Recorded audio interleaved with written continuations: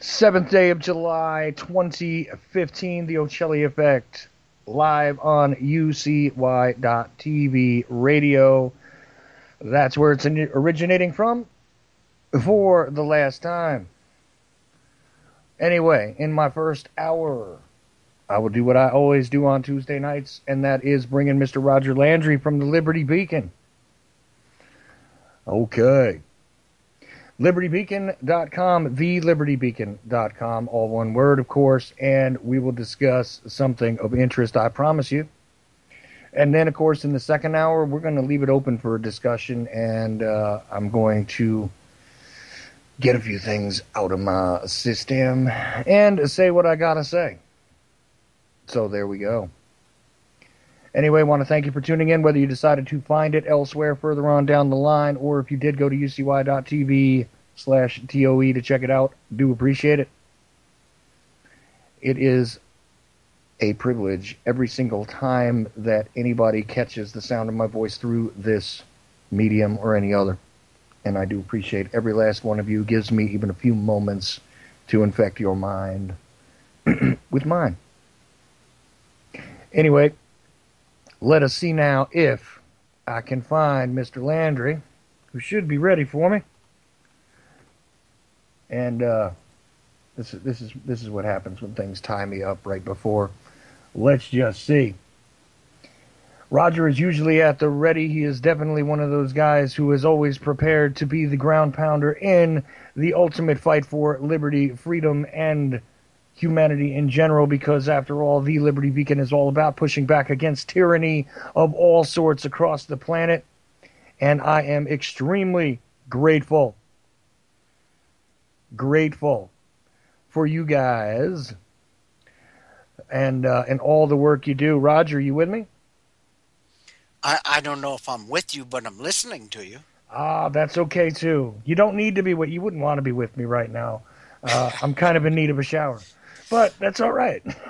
It happens now and then. Well, I will be soon, because when I do your show, I shut my AC off because my desk is kind of close to the unit, and that's all you would hear. So by the end of your show at this time of the year, I'm usually pretty ripe myself.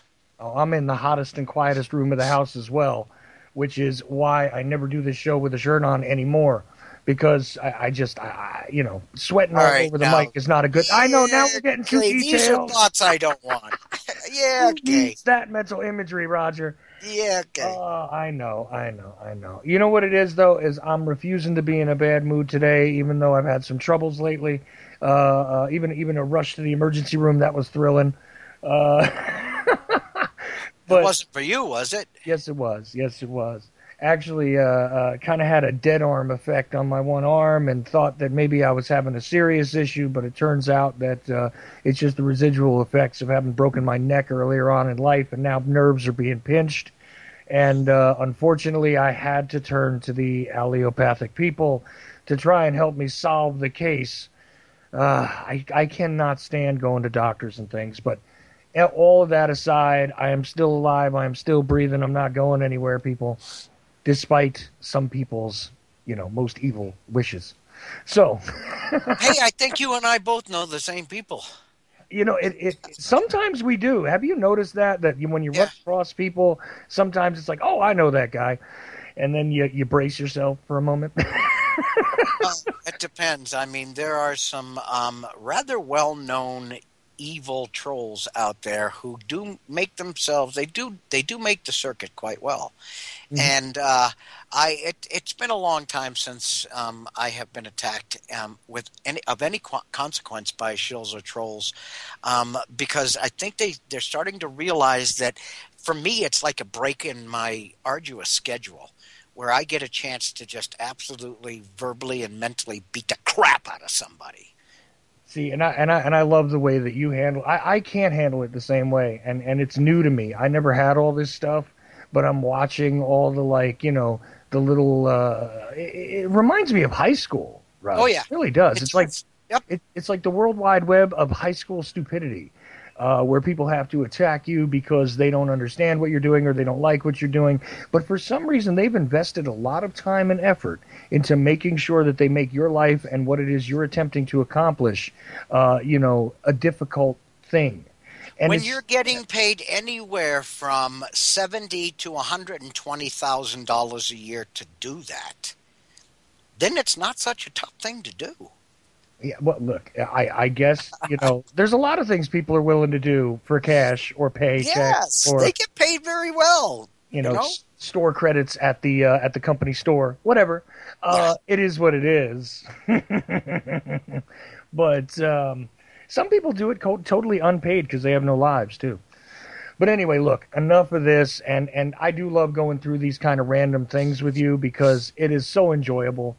And I have really, really been extremely grateful to interact with you as often as I do. And I know I say this all the time, but we do actually have to have a conversation this week because I'm going to have to have a Oh, yes. Yes, we do. yes, we do because there's a bunch of things that are all happening at once in like a a tornado effect here. And we're gonna have to get our ducks in a row, sir, because I definitely want to keep working with you. All right, and with the Liberty Beacon as part of the Liberty Beacon, partnered with the Liberty Beacon as I have. Yep. So I want to keep that going, and actually, I think it's about time that we get a few things ramped up. But anyway, all of this aside, and all the general conversation aside, I know you had a very serious topic which you wanted to discuss, and I love the topic. Fits real well with even one of the clips that was played on this network just a little bit ago about how people didn't even know what the 4th of July, Independence Day was all about and everything else. But then again, that's not a shocker. I mean, the fact that No. they don't know what that means, not a big deal. The Well, fact when that when they don't know their when history is not a big surprise, when is it? 198 people out of 200 people I asked what the DC stands for in Washington DC couldn't tell me, that must scream volumes to you, Chuck. Absolutely. Absolutely. Of course, my answer sounds a bit odd because I always, slip and have to say The the district. District of Criminality? Well, first of all, I say Semiramis. Then Okay. I go back and I say, well, okay, look, I understand that technically speaking, it's meant to say the District of Columbia, but it is the District of Semiramis. And, if you can't figure that one out, please go look it up. I like the District of Criminality because it's all criminal. Right, or and depending on your point of view, you could look at of it as the district of the CIA as well, because after all, they do have a great deal more control than anything relating to Colombia or legitimate normal criminals that aren't somehow tied to the Central Intelligence Do you Agency know, one way or another. of the two people who told me that it was the District of Columbia, I asked them So do you think that DC will ever win its independence from Colombia? And both of them didn't or couldn't think of an answer for that. Oh. They actually thought that the district belonged to the country of Colombia.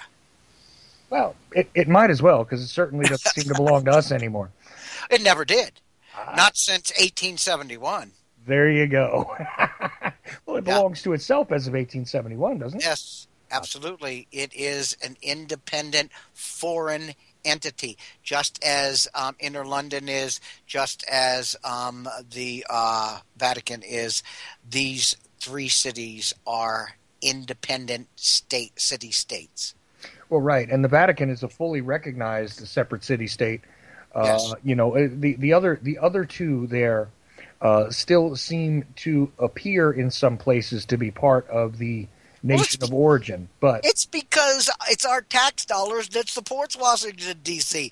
But if everybody really knew that it's not even part of the United States and it is a criminal entity which is absolutely committing treason against the United States on a daily basis, maybe we just stop writing checks.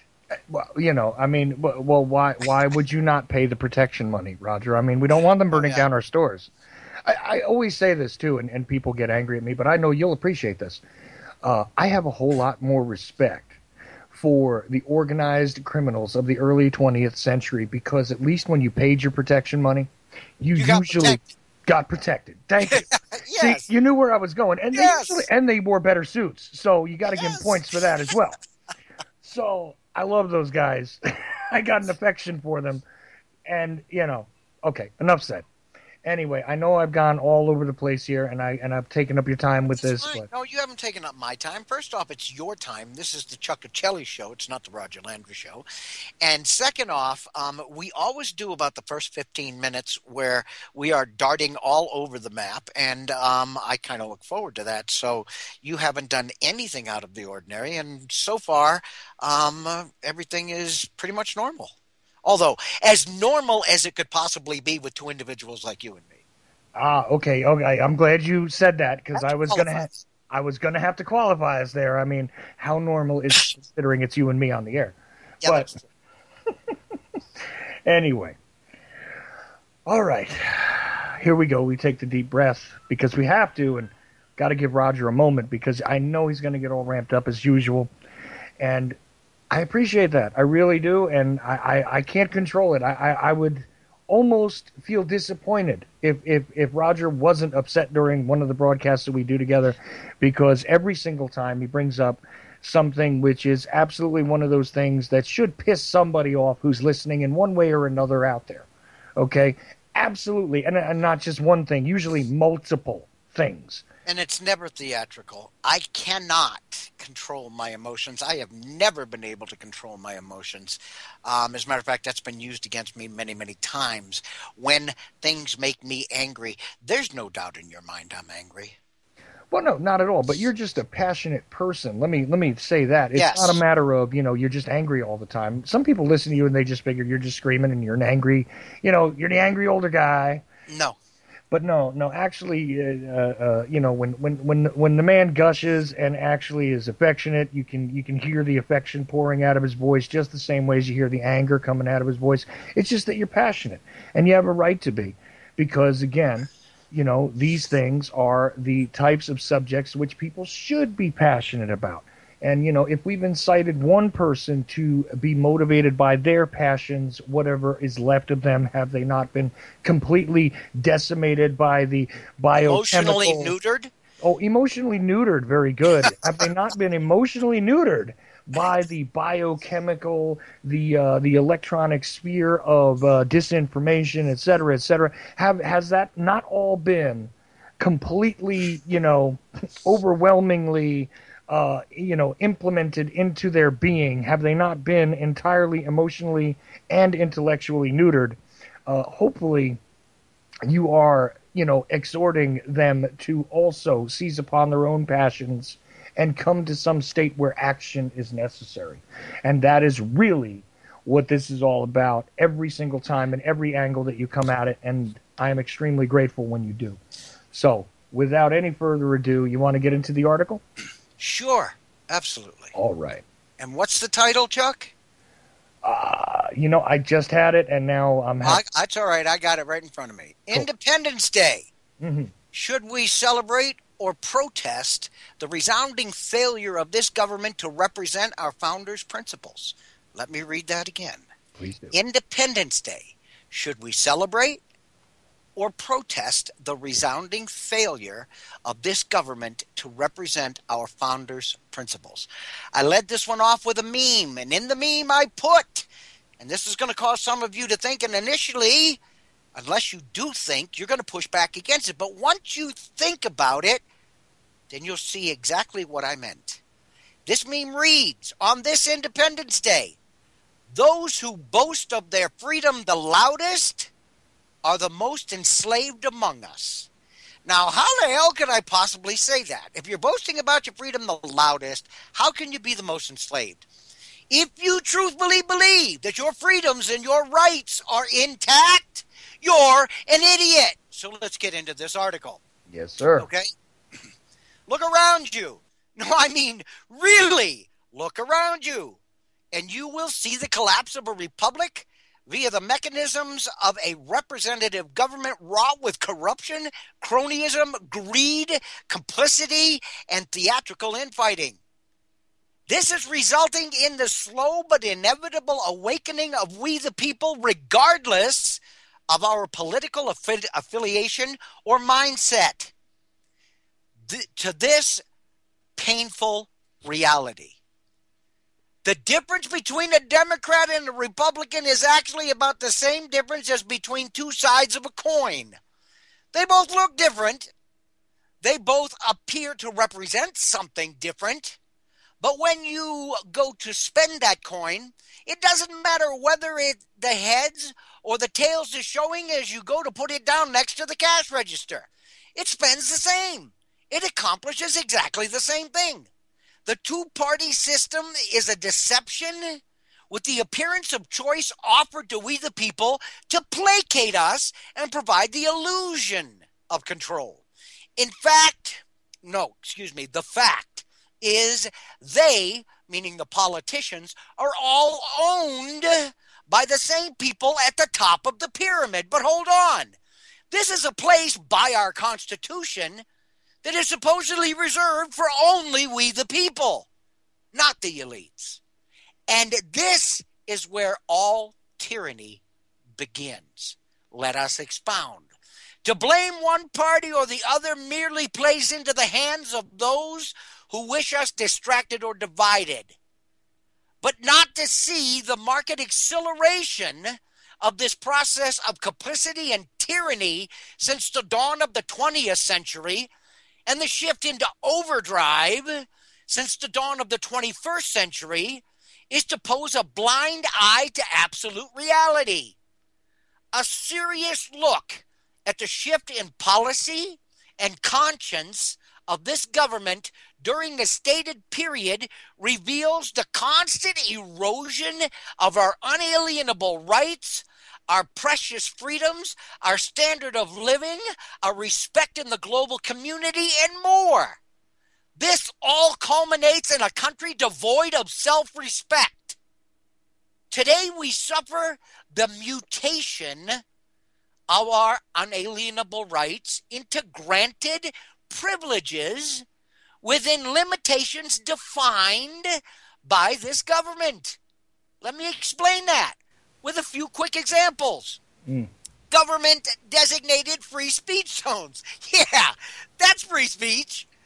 Constant spying on U.S. citizens. Reasonable privacy. But hey, if you are doing nothing wrong, don't worry. Oh, I hate that. Oh, I hate that. I'm sorry. Roger, I have to stop right there because that drives me up a wall. That is not the point. Whether you are, look, if you take that attitude because you are in the reasonable sphere of being investigated, okay, because you happen to be involved in a situation through no fault of your own that comes up and you take that attitude, I understand that. But why is there an assumption that you are in the sphere of anything that should be investigated? This is what the problem is for me with this. That I can't stand it anymore. It's like, well, if I'm not doing anything wrong, I don't care what they're looking at. Really? Really? Well, um, the very next line, Yes. okay, after I said, if you are doing nothing wrong, don't worry, the very next line says, nothing angers me more than when sheeple spout that line. Yes, sir. You see, I knew that was coming, and I don't have the article in front of me, but I knew it was coming because it's just. And I'm sorry again. I interrupted you, but I can't hold my tongue on that one. No, That is, it makes me sick. It it's all just right. does. I kind of figured that would spark you. All right. Sorry again. But I couldn't help it. Okay. No kidding. Please. I, All I, right. I got that. Okay, Uh, so now we've got the loss of our freedom of speech, the loss of our freedom of reasonable privacy, mm-hmm. and the next is the almost total negation of our Fourth Amendment rights, which has been upheld by the Supreme Court, including warrantless searches. Mm-hmm. Um, this government's self-appointed power to negate your right to due process in the case of indefinite detention. A president claiming the absolute power to assassinate Americans with no need to prove why, etc. There's a lot more, but let's stop at that. I said a few examples. So why is this happening? Well, let me give you a few good reasons, but definitely not a complete list. Okay? Let's hit on a few main points. A gridlocked or complicit Congress, unable or unwilling, via corruption, cronyism, or complicity, to grab the reins of the runaway spending, leading this country to inevitable and total financial collapse. A Congress where over 75% of all bills, mandates, laws, or regulations passed ultimately fall outside the realm of their authority or jurisdiction as defined by the Constitution. Let me read that one again and listen to what I say. I never say anything I can't prove. Mm-hmm. A Congress where over 75% of all bills, mandates, laws, or regulations passed or upheld ultimately fall outside their realm of authority or jurisdiction as defined by the Constitution. Next, a Congress whose bills and laws constantly ignore the will of a vast majority of the people only to favor the mega corporations that exercise almost total control over this same government. A president who constantly threatens and then facilitates illegal and unconstitutional executive orders and actions to bypass Congress, thus the will of the people. But actually today, the last statement is an oxymoron. Congress and the will of the people.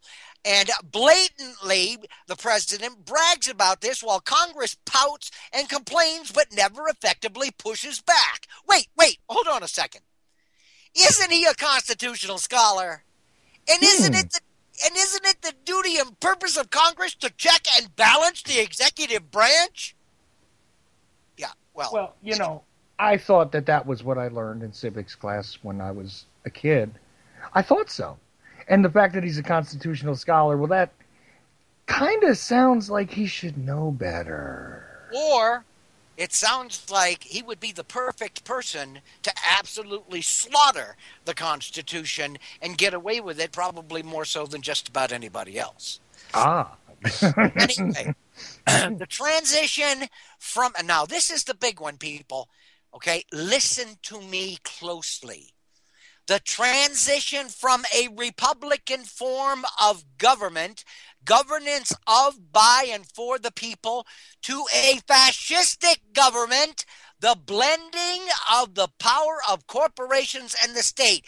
And don't even try to push back against this, because any idiot can see this if they choose to look at the many laws passed in favor of mega corporations today, while the average citizen or small business is overregulated and excessive tax burdens are levied. This ultimately leads to the elimination of competition and absolute monopolies, which are supposedly illegal in this country for said corporations and cabals. This is the country we live in today. Anybody who thinks you live in a republic, talk to Princeton. They say, by a study they released, we live in an oligarchy. They were being kind.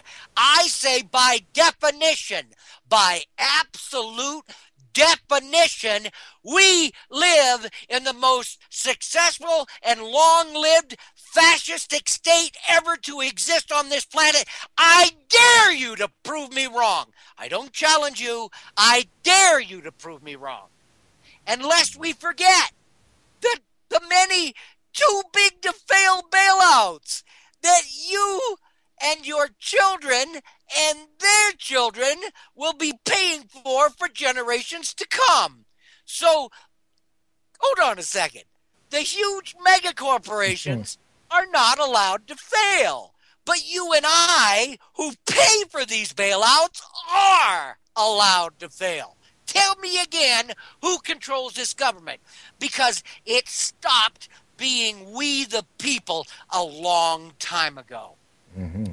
How about a runaway imperialism that sees U.S. military forces stationed overtly or covertly in at least 150 countries across this planet, with some experts stating as many as 170 countries in this planet? This is having very little to do with the protection or safety of this republic. Let me explain that. A majority of America suffers today from budget cutbacks and reduced social program spending, while the military industrial complex grows fatter by the day. This government allots, listen to me, over 50% of its annual budget, or our money, to military or military related spending, adding up to almost $1.5 trillion a year in either military or military related spending. Don't be fooled by the published military budget. Do your own research. How many of you saw an article circulating the other day? Not only do we remember Rumsfeld just before 9/11 saying $2.3 trillion had gone missing? Now it's $8.5 trillion is missing. $8.5 trillion, half of the entire debt of this country, missing. All right, let me continue. Okay? That we know of. That we know of. It's a lot more than that. Yeah. Okay? Why? Who is there to challenge the military might of America? Answer: nobody. But there is no longer, or this is no longer, a mechanism of protection, and is wholly owned and controlled by those same corporations who own this government, the puppet masters, the elitist. This is now a tool or a mechanism to achieve their global ambitions. This, my friends, is a fact. I dare you to prove me wrong, because you can't. This is the one that pisses me off the most. Not that they don't all piss me off, but this is the one that pisses me off the most. The untended invasion of this country by illegal immigrants to the tunes of many millions. Some would state well in excess of 20 million so far, expected to reach as high as 80 million before 2030. Okay, easily the largest invasion of any country in the history of humanity. While this government debates an issue that strains an already failing economy, this is putting a massive burden on this country's resources at a time when so many Americans are already doing without in record numbers, and facilitating benefits to these criminals. And yep, by crossing the border illegally, that makes them criminals, they are afforded benefits many Americans are not afforded. How the hell do you justify this? Now, while you and I are constantly spied on to ensure we are not a threat to this country, massive NSA spying amongst a multitude of other alphabet soup agencies, okay, massive numbers of illegals are streaming across the southern border daily. How many are criminals? How many are murderers? How many are sex offenders? How many are drug traffickers? How many are terrorists? Yet, it is you and I, the loyal American citizens concerned only with keeping this country strong and prosperous, who are under the microscope, while who knows what enters this country almost unimpeded. Does this make sense to anybody not working in the inner realm of this out-of-control government? Need I continue with this? I said I'd give you a few reasons. I could go on. Believe me, I can. And none of this is made up. None of this is contrived or exaggerated, and I dare you, I don't challenge you, to prove anything that I just said is wrong. You've got the link to this article. Prove me wrong. And this, all of this, must be seen as blights on America's survival today. The days of Democrat or Republican are gone. And the only consideration we must focus on is pro-American or un-American, because the time runs precariously short to save this country. And the day may soon come when there will be, in the truest definition of historical significance, no American. If our founding fathers were alive today, they would hang their heads in shame at the utter travesty we now call our government and ask themselves why the hell they even bothered. But we, the people, share some of the blame by virtue of the fact that this was created as a government of, by, and for the people. And we have, through our misplaced trust, ignorance, apathy, and complacency, allowed so much we suffer. Today, we have in fact acquiesced our power to the innate authority of these treasonous tyrants. Again, I dare you to challenge that statement. If at any point hundreds of millions of Americans would have stood up and said, the true power lies in us, you're pushing the limits, we won't have this, it would have been stopped.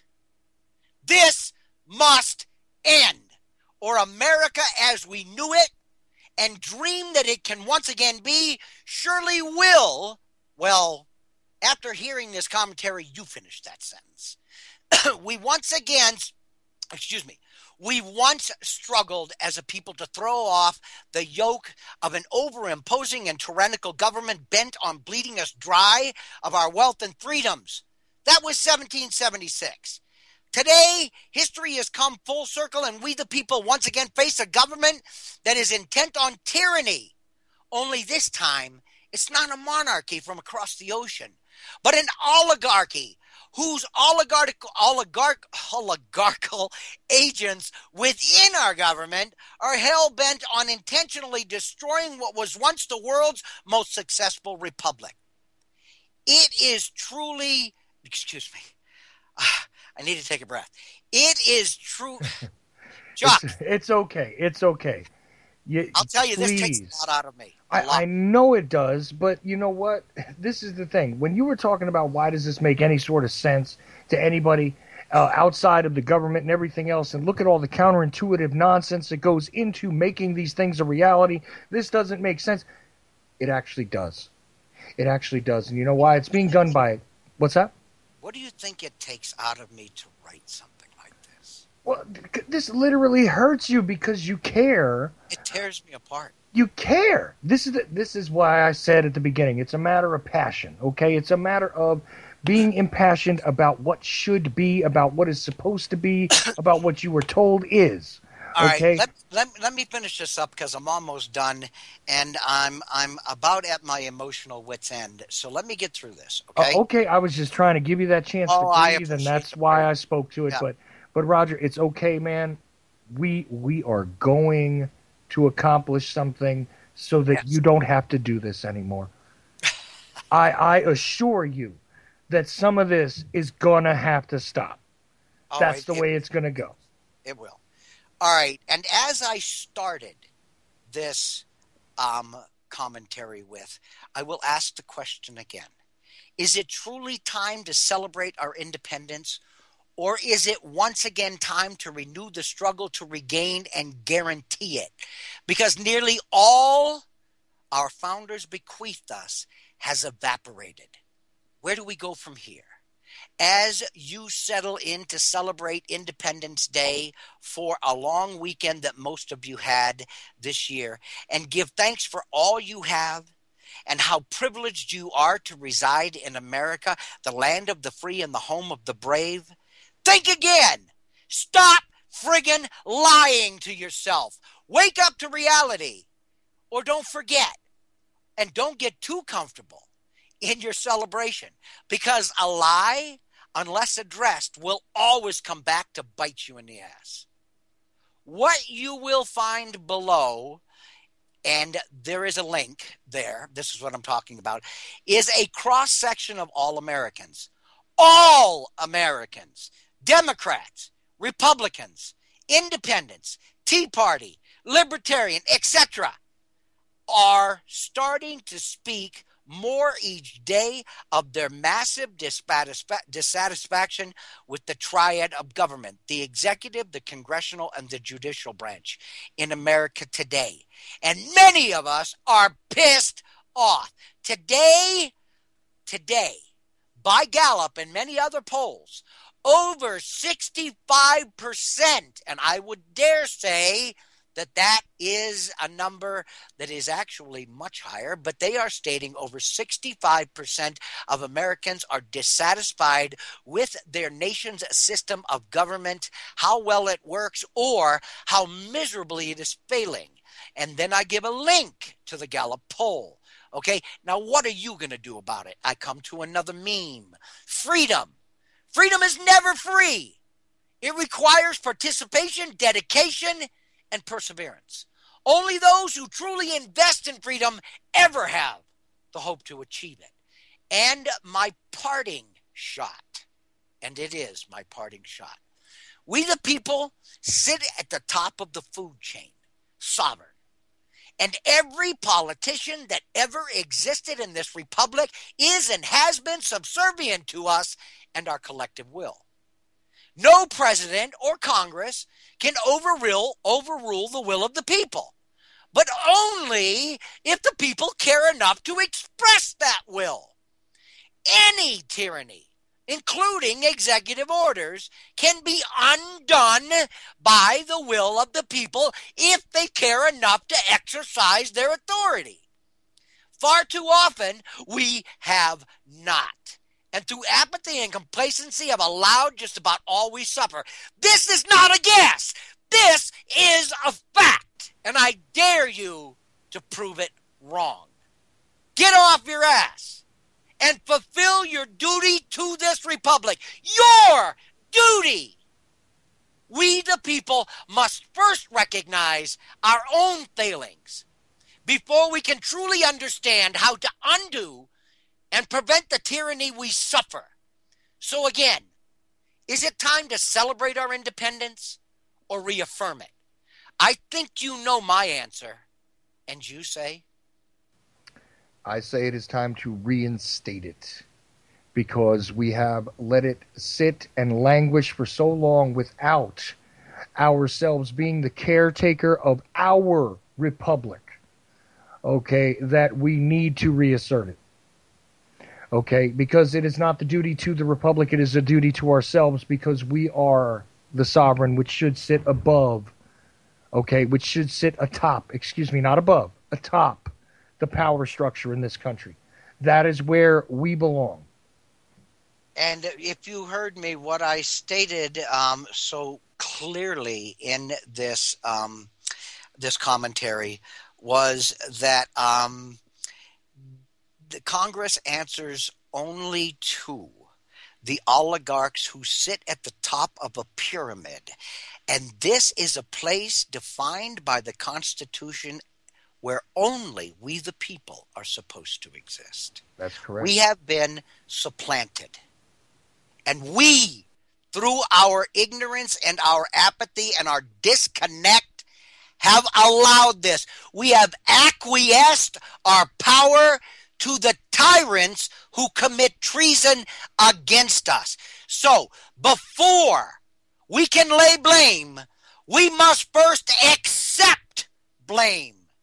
Then, and only then, can we effectively move forward. Anybody out there who says they have no blame, we the people have no blame in the crap heap that is the supposed American Republic today, is an idiot. And now, let me go back to the meme that I started this entire rant with. Please do. On this Independence Day, those who boast of their freedom the loudest are the most enslaved amongst us. This means if you truly believe that your freedoms and your liberties are intact, you, my friend, are the propagandized. You, my friend, are continuing to acquiesce your power. You, my friend, are a danger to the existence of this republic. You, my friend, are the most enslaved amongst us. Try pushing back against this meme. I'll read it one more time, and then I won't do it again, Chuck.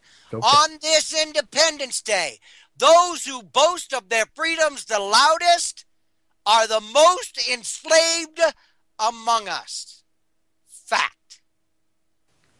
Well, and I'll tell you something. It was a lesson that I learned very, very early in life, and that is the loudest individual in a room is usually the least dangerous, the easiest to control. That has always been, even in the microcosm of my life, has always been an absolute fact. Okay, that's the reality. Those that are celebrating the loudest. Hold on. You're telling me that I'm very easily controlled. Oh, no. Wait a minute. You can't take it back now. No. You're not. But you know what? I'm not always the loudest. You are not always the loudest. That's the fact. When you get on and you do these things, you do get loud, you get ramped up. But you're not the loudest person in the room. No. That's never the thing. See, you're in a room by yourself right now. So there's no way to make a comparison. I'm saying when you're dealing with a group of people, okay? Oh, I don't holler in front of a group of people, ever. Right. See what I'm getting at? I got you there. I said in a room full of people. Yeah, when you observe the loudest man in that room, he is not my problem, ever. Well, when I am looking people in the eye, I can, through the inflections in my voice and the fire burning in my eyes, I can project the same intensity that via a purely audio medium I project with anger and emotion. Well, see, that's the same thing like with me with the hand motions. I mean, I'm on an audio medium here, but believe it, when I'm on the mic, my hands are moving the whole time. I'm Sicilian. I can't help it. It's the way, it's part of our cultural heritage. We talk with our hands. Yes. So this is part of my presentation generally too, but I'm never the one screaming in a room. No. The guy who is screaming in a room, and when I'm stepping back as the observer, trying to figure out how to control a situation, how to deal with an outbreak of problems or anything else, in a defensive posture or in an offensive posture, figuring out how to manipulate a situation. These things I had to learn growing up, okay? Because since I was a kid and was often in rooms full of adults that were not necessarily the most wonderful among the human race, I would have to be able to sort of assess the situation. And the thing is, guaranteed in my mind, immediately the loudest person in the room was crossed off the list of the biggest problems. That is the reality. Okay? Yes. And so if I'm in that position and I'm one of these elites trying to see who needs to be controlled, to be quite honest with you. You're going to be So, looking for the individual who is listening to everything, watching everything, taking everything in, and steering the conversation with a very select few words at key points in the conversation. you got it. Because that's the chess player. Yes. And everybody else are pieces. Yes. Okay? And that's what we're getting at here. Yes. I agree. and Totally. you know, and this is the reality. So when you take it back to you talking about those who are celebrating their freedom the loudest, it's because they are clearly the most ignorant and they've already been handled. Yes. They don't And understand. I had a couple of people who I considered to be at least semi awake, at least somewhat aware of what's going on around them, initially read that and put like the initials WTF. And we all know what that stands for. I won't degrade your show by explaining what it is. and I the first thing I would put is, so you fully believe that all of your freedoms and rights are intact. And they would immediately come back with something like, of course not. Our freedoms and rights have been siphoned off to a dangerous level. And then I look at them and I say, so are you out there screaming to everybody how free you are? And they're saying, of course I'm not. Then read it again and the light bulb would come on. Well, right, because words like siphoned, eroded, degraded, degenerated, Yeah. these are all applicable in one way or another. Yes. No matter what, the integrity has definitely been compromised. Okay? Yes. That's what the reality is. And here's the thing, for people that think, well, the structure of the government wasn't legitimate to begin with, the idea of the republic wasn't legitimate to begin with, et cetera, et cetera. You know what? Two things. One, it's a hell of a lot better than where we are now if it had been adhered to. Two, there are mechanisms built within that structure, okay, if we adhere to it, where, yes, changes can be made. It was Yes. not meant to be Static. the No. static set in. See, this is what's lost. Okay, Yep. and this is Well, what. it goes a little bit deeper than that because we constantly rail against the integrity of our government. We do, and we do so justifiably. But again, and I'm going to keep coming back to this point until people realize it, because again, I'm going to tell you, you cannot make change. You can you cannot make blame until you place blame first, and a lot of that blame goes to us. So we constantly rail against the integrity of this country. What we have to realize is that at any point in history, we could have stopped all of this by proving the integrity of we the people. Our integrity is in question every bit as much as the government's is. Now, for totally different reasons. Our integrity is in question because we have acquiesced the power that was entrusted to us. Their integrity is in question because they have taken that power, usurped it, gathered it unto themselves, and committed treason with it. So, now, does it make us any better than them?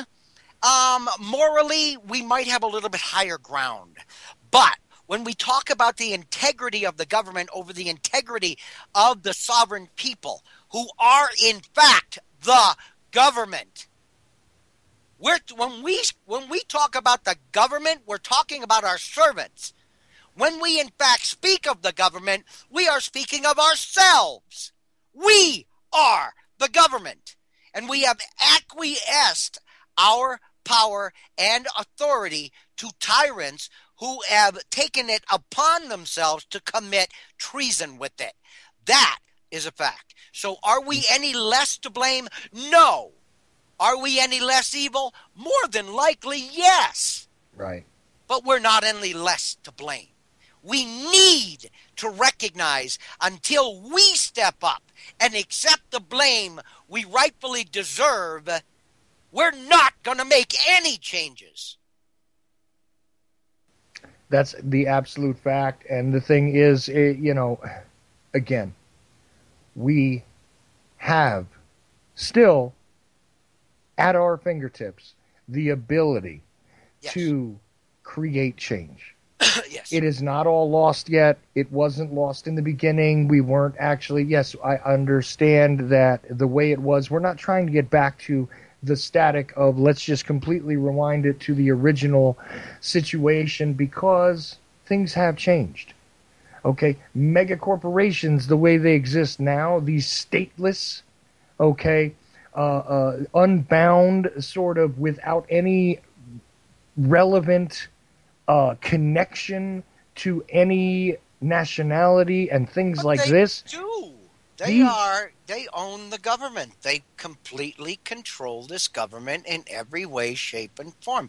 And right? again, you can't get any more blatant than for Princeton to come out and make a comment like that. My God, people, we're talking about Princeton here. Yeah, that's not something small. And I mention it, No. they say, well, it's academia doing its thing. It's like, no, realize that academia makes these announcements. Any of these academic, organizations, foundations, corporations only allow this stuff to come out long after it's really a fait accompli.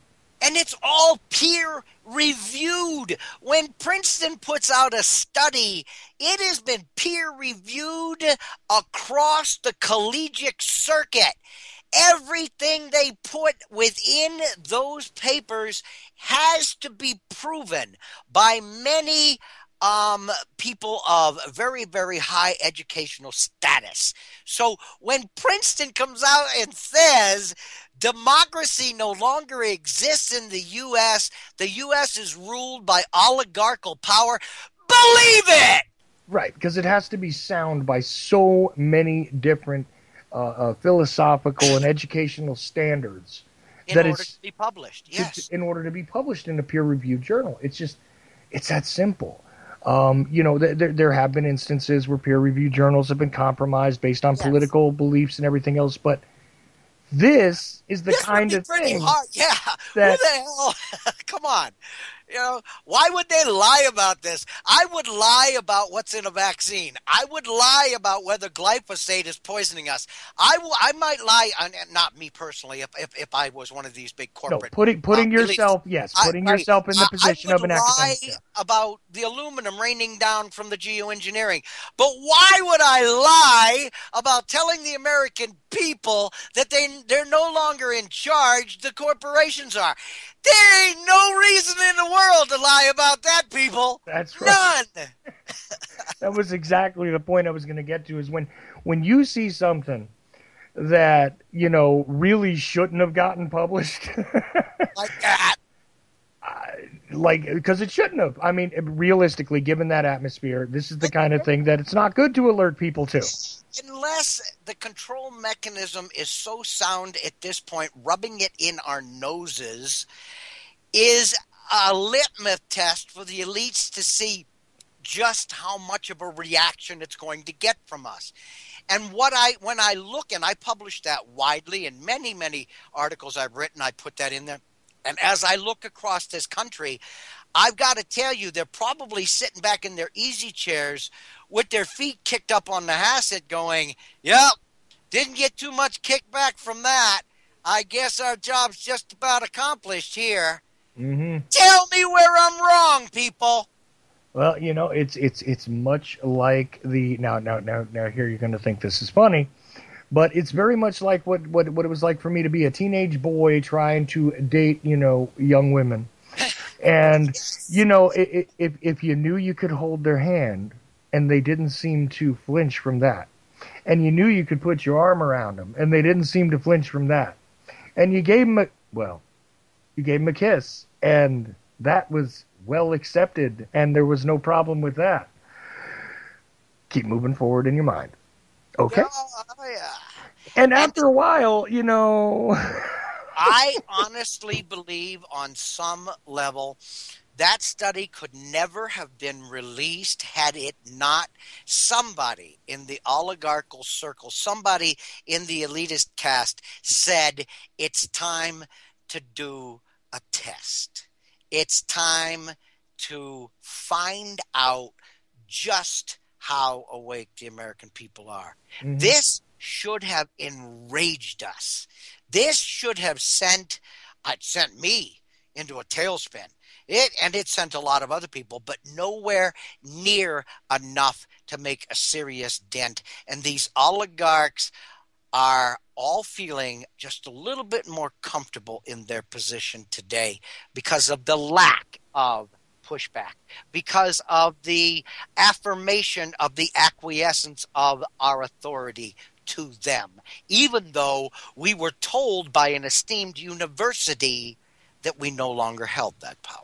Right. And I got to be honest with you, when I first saw that headline, okay, seriously, when I first saw that headline just kind of emerge in my newsfeed, very rather muted, not a big deal, not a lot of fanfare, not. I said to myself, well, that's got to be one of those fake stories. Yeah. That can't be right. I literally felt that way because I said to myself there was no way that they would allow that to be published in a mainstream sense, to get out there in any sort of way, to allow it to be part of the, of the historical record. Okay. And I went to look at it, and with great disbelief. It was a litmus test, Yeah. Chuck. But see, that was the weird thing for me though, is I'm sitting there going, nobody's getting upset about this. Oh, I was. I know you were, but what I'm saying is I'm not watching any of these, alleged talking head political guys in all sorts of realms who should be getting extremely angry about this. And I do mean, the Glenn Becks of the world and this kind of thing. I was really looking for, well, gee, isn't this guy going to get upset? Yep. Isn't, wait, no, Yep. nothing. And I'm in disbelief thinking this has got to be a hoax. Got to be a hoax. Like Charles Manson getting paroled last year. Remember that? I don't remember who put it out, but somebody put it out and it successfully floated. Charles Manson is being paroled, right? Yeah. I didn't take that. I said, come on. This is one of those, Let's see how many idiots we can catch. Yeah, we found Elvis and JFK hanging out in Alabama together at the Circle K. This is, The Piggly Wiggly is where I heard. The Piggly. I'm sorry, it was the Piggly Wiggly, or like a guest, Piggly Wiggly.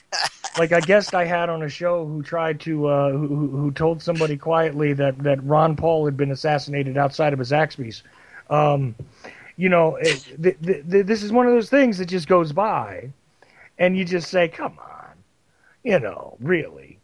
But no, it was real, and it just. And I'm like waiting, and I'm going, where is it? Where?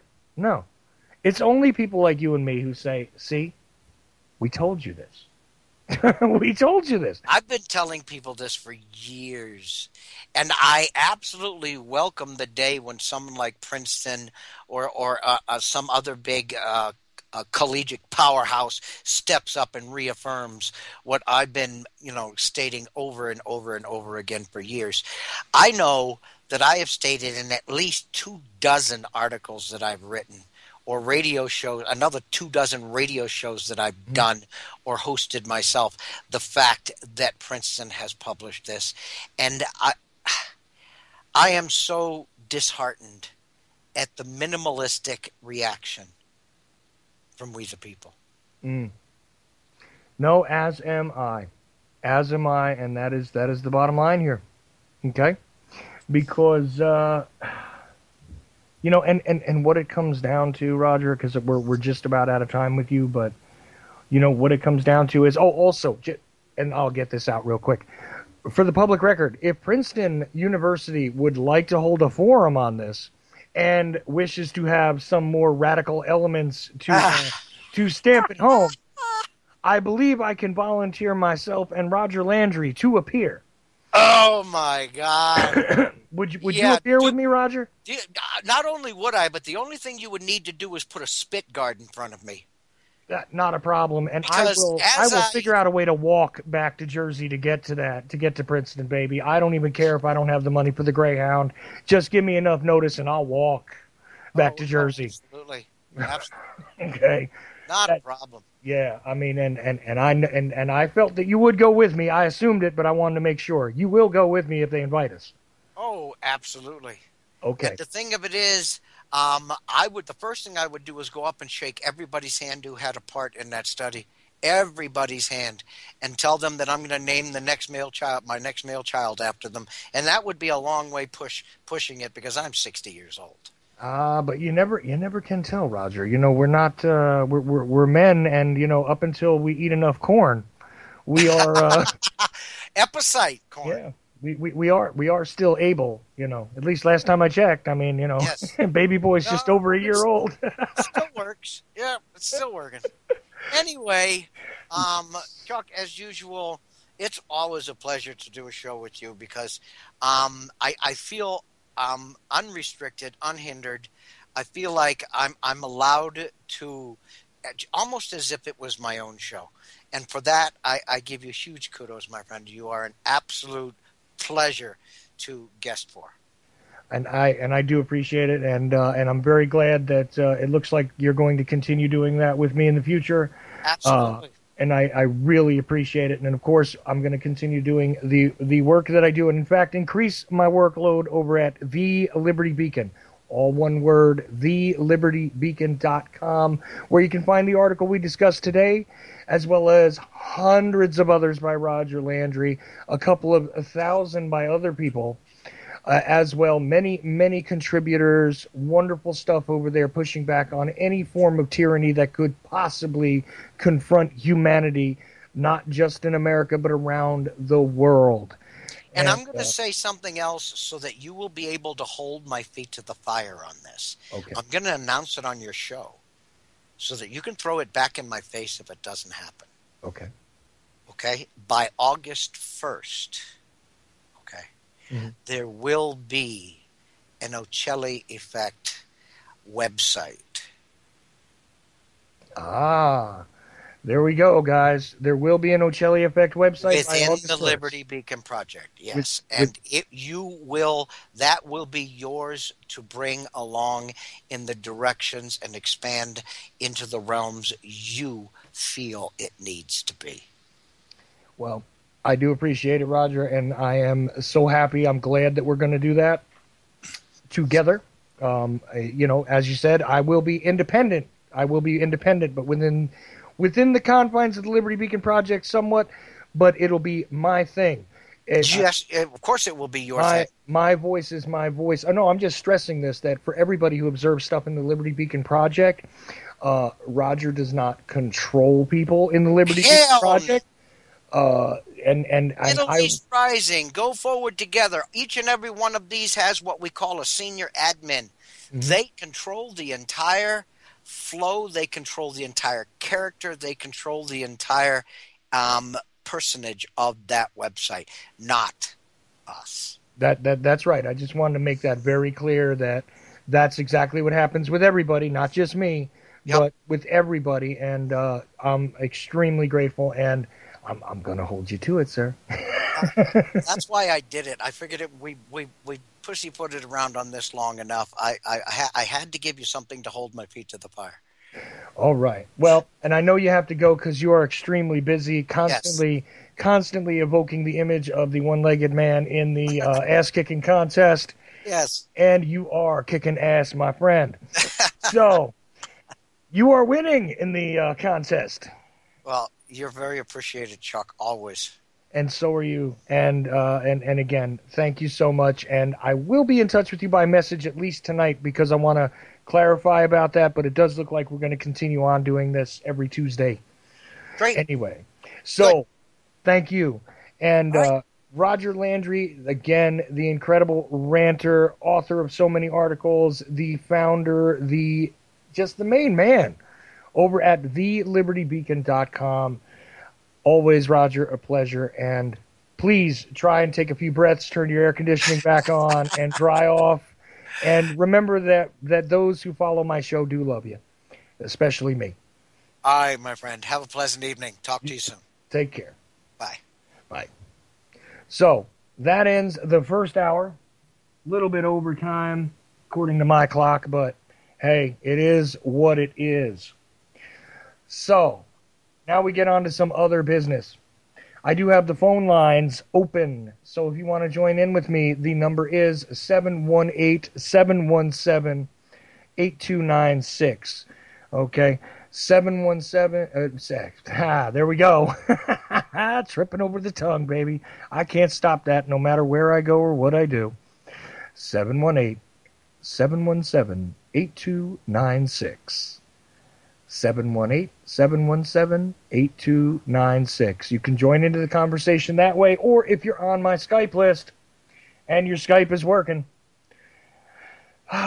feel free to ring me that way directly, and this will be the last time that I can do that, because this is, in fact, the last time that the Ochelli Effect will originate from UCY.TV. It will be offered to Jules if she chooses, and if it works out for her, as as part of the affiliate program that I'm going to instate. As of right now, it appears to me as though there are too many established programs that are in the way of the time slots that I would be available for live streaming, but all options are open to Jules, and I want to speak about Jules for a minute here. I was kind of hoping that she would join in on this call today, but she may or may not. I don't know. Deal is this. I am absolutely grateful to you, Jules. I would never, ever have gotten to enjoy my time broadcasting on this network without the confidence that you showed in me, without the opportunity that you granted me. And I have appreciated you and done the best that I could to make things work out the best way I knew how. In every instance, I've made plenty of mistakes, but I have tried to bring you the very best presentations that I could over time. And I will forever be grateful to you for giving me the first legitimate platform that I was able to speak on and be able to, run what I do up a pole and see who salutes it. And, much love. What can I say? You absolutely gave me the shot, and I did the best I could with it, and I hope that you are happy with what you got from it. And I also hope to work together with you in the future on other things, and hope that not much more stress would hit you. And for the commentary that is being given to me, Jules was given some notice of this. Okay? So she was well aware, and I don't think that there is any problem between Jules and I, although if there is, by all means, Jules, call me, message me, and I will fix whatever problems we have best I can. But to my understanding and my private conversations with her, we have no problems between us. So, anyway, I have a caller who has joined in. You are on the air. What's up? Hey, Chuck. This is Mike. Hey, Mike. From Salt Lake. So I called you on your very first show. Yes, you did, sir. And I'm going to call you on your very last show. I appreciate that. I'm not going to attack you at all. I know do. we have differences. Everybody has opinions. We all have life circumstances. And so thank you very much for your effort. And I certainly appreciate it. So, I do appreciate that, Mike. You know what? Did you call me on the show where I substituted for JJ before I went on my own, or was it like my very first show where I showed up and did my own thing? The very first show when I warned you that a lot of people here are conspiracy weirdists, and we're such a disparate type of collection of people. It's like the very last bar at the end of the road where all the weirdos hang out with the strange bicycles and motorcycles and whatever. And, we just cannot get into the official paradigm. And that we knew all about the Kennedy. A lot of us people can quote chapter and verse and have read that type. We're very good conspiracy theorists. Well, and, right. It's true. No, it's right. And you know what? Let me just say this about you. You have given me some of the most insightful feedback of any of the guys, regardless of whether you were happy with what I was doing or not. And I appreciate you, man. Always have.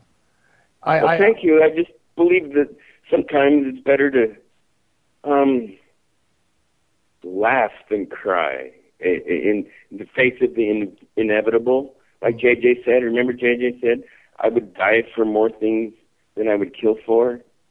And I believe you have a good heart, and I really do appreciate you for what you've done, because it takes a lot of balls, big ones, to get on air all that time and go and put your heart and soul out. And a lot of people aren't going to agree with you forever, and you know that. Oh. And it takes a toll. It really does. It takes a toll on everybody who's put themselves out there, and I really appreciate that, what you've done. So, good man. Listen, thank you, Mike, and I'm telling you, you're making me feel good, man. I really appreciate it. I'm glad that somebody appreciated, somebody appreciated what I was doing. I'm happy if one person got something out of what I tried to do. That's all, and that's about all I can say about that, man. I'm doing what I can do, and that's the way it is, Well, don't be discouraged by assholes like me, all right? Never, man. As a matter of fact, I appreciate the pushback, because you know what? It makes me rethink and makes me reassess and push forward to do my thing in a different way. And as a matter of fact, sometimes the negativity is even better. Listen, Mike, I'm gonna let you go unless there's some other final word you want to add into that, because I got like all kinds of people lighting me up right now, and I want to make sure I get everybody on in. Thank you. But please, if you got something else you want to add, my brother, go right ahead. Peace. Absolutely, man. And look, no matter what comes up for you in life, I really hope that it all breaks your way, brother. Okay? Okay. Bye-bye. Take care, brother. All right. Mike. Hey, Chuck.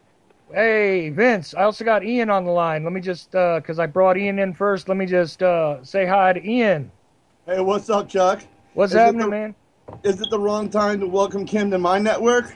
Well, no, not yet, because I don't know what's going on there, but hold off on that. All right. But you know what? We're moving forward with different things, and I was just kind of trying to answer a few things. I did not, by the way, despite the messages I'm getting, it's not as though I quit without any sort of notice. Plenty of people leave without any kind of notice, but we knew that there was some sort of conflict here, and it's not between me and Jules. It's a matter of it just wasn't working out the way it needed to. I've also got a time consideration during the day that I could not control, ladies and gentlemen. Oh, so my therefore, bad. I didn't mean to say anything wrong. No, it's cool. I also have a time consideration for why it is that I can't run 6 to 8 anymore live, and I'm not going to do pre-recorded shows.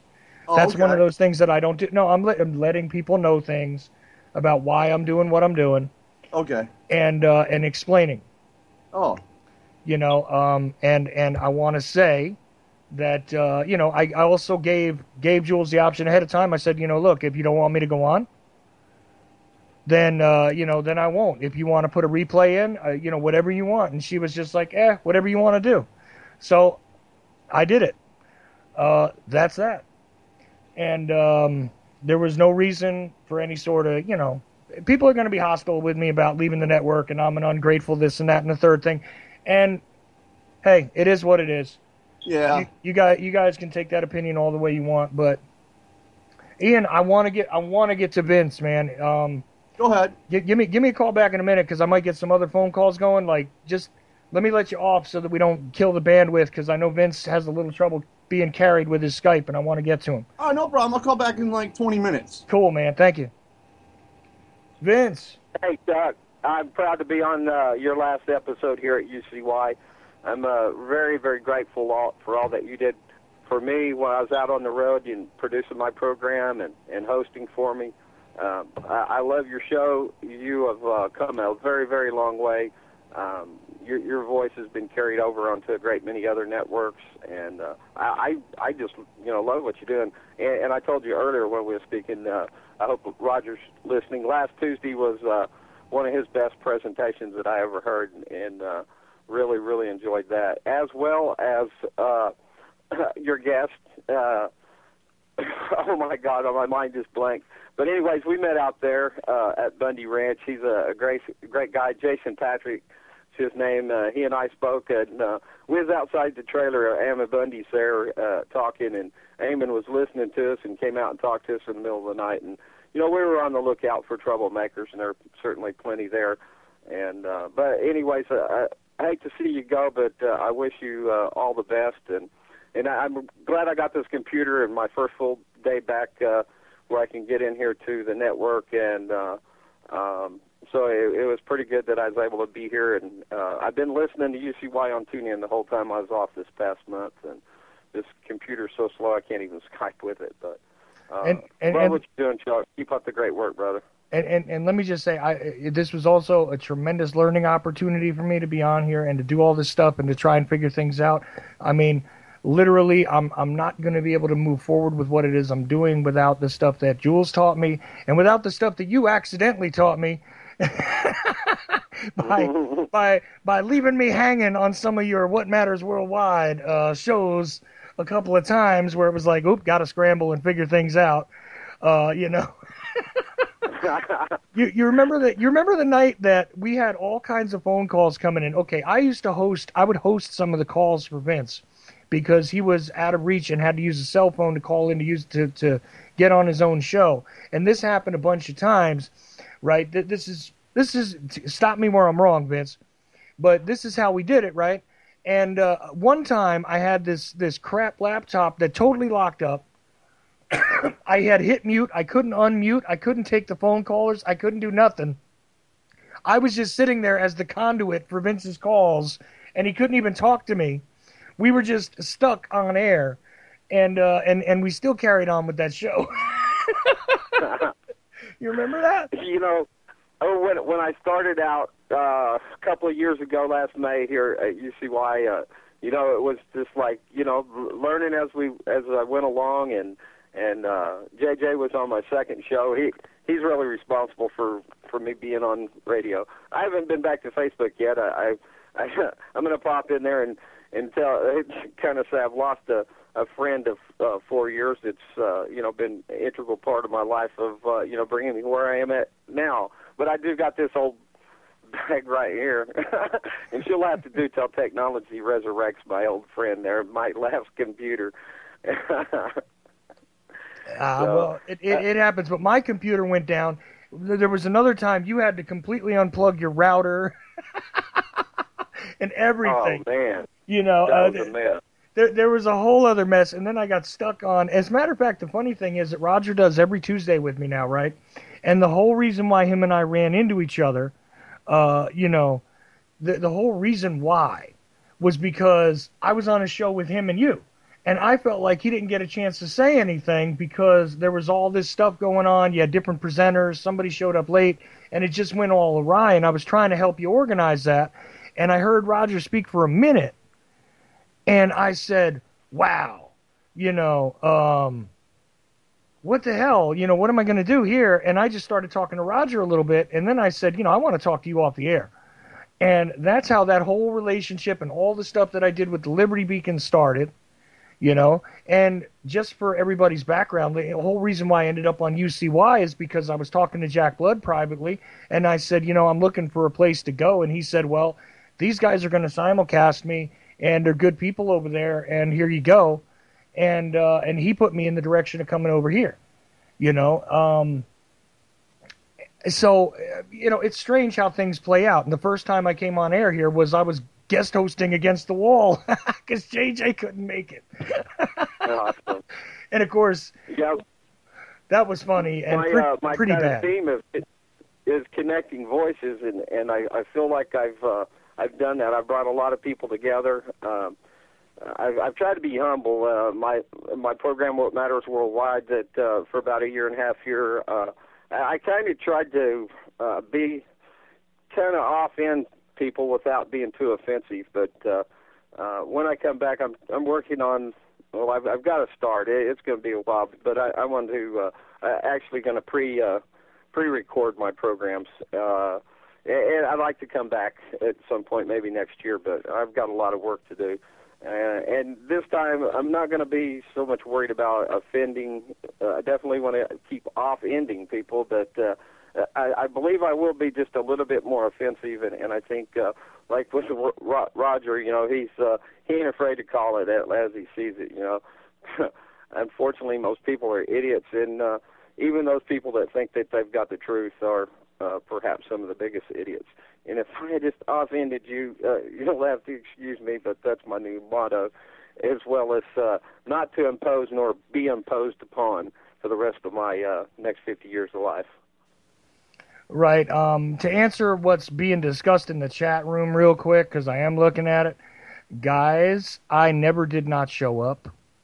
Okay. I never did not give notice about anything. The only time I was not live on the air when I was scheduled to be live on the air, despite being interrupted by technical difficulties on occasion and losing 10 or 15 minutes elsewhere. Okay. Whatever happened there, it happened. But when I was supposed to be on the air, I was always here. The only time I requested that replays be put in my place is when my son was being born. There were 3 days there, which Jules knew about well in advance, and that was that. Okay, I have never been irresponsible about showing up and doing what it is that I agreed to do, and that still stands. So there you go. All right, now I did add Dylan into the conversation. Dylan, you're listening, I guess. Yep. So, so you've been part of a lot of the shows over here too? I think so. Yeah, well, a good handful of them, that's for sure, between talking about your history class and going through different things and finding out what's on your mind and what's been on your various incarnations on other networks, et cetera, et cetera.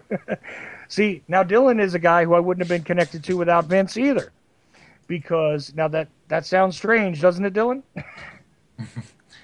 Yeah, a bit, but it was Vince who put me in touch with James Impending. Okay, and James Impending said, if you want, you can talk to this younger guy, and I think you could help him out, and maybe he could help you out as well because you're looking to reach a younger audience a little bit. And I said, okay, sure, and he put me in touch with you, and that's how that whole thing started. Yeah, sorry, I was talking to my mute button. No problem. I do that all the damn time. So do I. So do I. I don't know why I keep doing it. I don't know why I mute so much. Some of my best phrases and everything have been on mute. So that explains my show in a nutshell. Thank you. Yes, it's all Vince's fault. That's right. That is exactly right. It is all Vince's fault. Yeah, that's I gladly take the blame. He decided to connect voices, and to be quite honest with you, Vince, just like I said about Jules and having done a show without that is the sound of my son because I joined Kim into the conversation. Just to clarify, I'm the only one that never showed up because I fell asleep on the bathroom floor. But I still showed up as your co-host, so I cannot accept blame for that. You showed up for my show when I took a nap. That's right, I did. And I showed up for Vince's show when he took a nap about 10 minutes in a couple times too. You went out for Vince. You went out for on the happy pipe there, buddy. He went out. He said, "I got to go out for a smoke," and never came back. Remember that? He got lost. He said, "I got to go outside for a smoke. I'll be right back." I'll deny it. That's like you go out to take the garbage and you're like, wait a minute, was I gone like a half of an hour after you smoked too much? It's like, how long was I gone? I was listening for your last show, Kim. I was listening and sorry to see you go as well. Well, thank you. But, sometimes shit's got to go. You know what I'm saying? Yeah, Can't say that. But anyway, I just want to clarify. I'm the only one that didn't show up. The only time you had a rebroadcast was when Francis was born.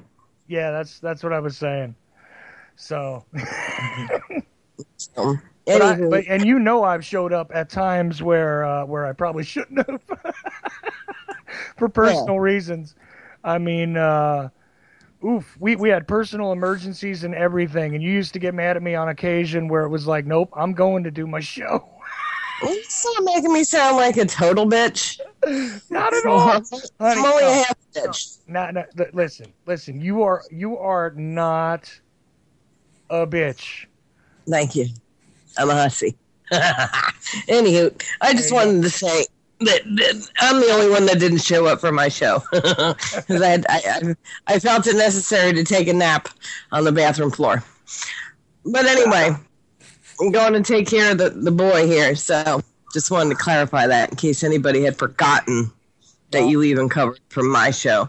Yes. In fact, there was a song made about it all by myself by Daniel.